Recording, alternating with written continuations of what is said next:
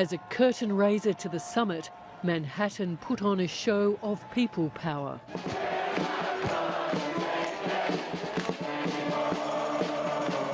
And in a city that has spawned legendary wealth, the heirs to the vast Rockefeller oil fortune announced it was time to quit fossil fuels. It's clear that there's a moral imperative here, but there's also an economic opportunity embedded in this, which gives people something positive to do. Here too, demonstrators have rallied in the capitals. Although Australians are increasingly motivated to hit the streets on the issue of climate change, the question is, how many of these people are prepared to put their money where their mouths are? Yeah, g'day. Hey. Simon Sheikh, founder of the activist organisation Get Up, is betting many will.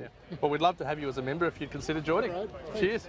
His new venture, Future Super, is promoted as the first Australian fund not to invest directly in oil, coal and gas, or in the companies servicing and financing the sector. Our biggest contribution to climate change is in our savings and in our home loans, not the lights we choose or the electric vehicles we might choose to drive. Those things are important, but it's our money that's driving carbon pollution. In 2 weeks, the fund says it's signed up 500 members. John Knox switched $250,000 in retirement savings into it, and he says not just to help the planet.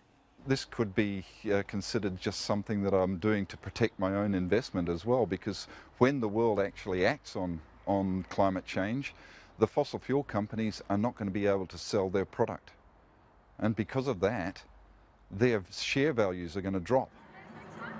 Only 3% of Australia's superannuants belong to existing ethical investment funds, unlike Europe and the US, where it's about 10%.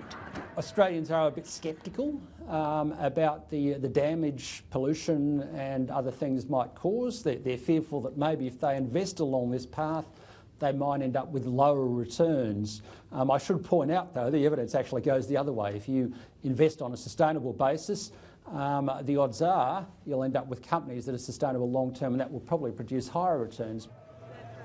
AMP is part of a coalition of investor groups now lobbying for climate action in New York. Representing $24 trillion in assets, more than 300 of the world's largest funds warn any delay increases risk to the world's retirement savings. Among them is health industry fund Hester. Last week it became the first big Australian super fund to restrict thermal coal investment across the board.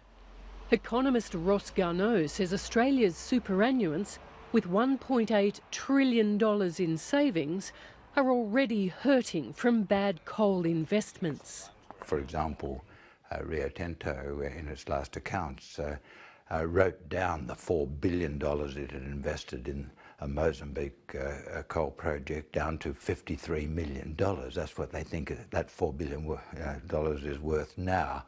Well, that's been happening on lesser and larger scale over the past couple of years, and regrettably there's a fair bit of that still to come through.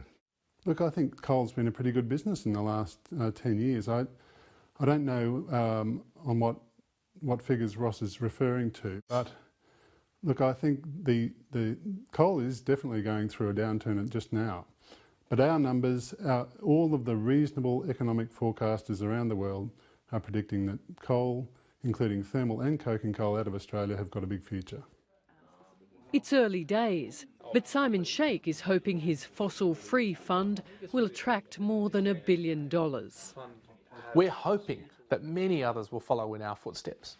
What I would like to see is more Australians investing along those lines, but unfortunately Australians just haven't bought the story as much as one might have hoped so far.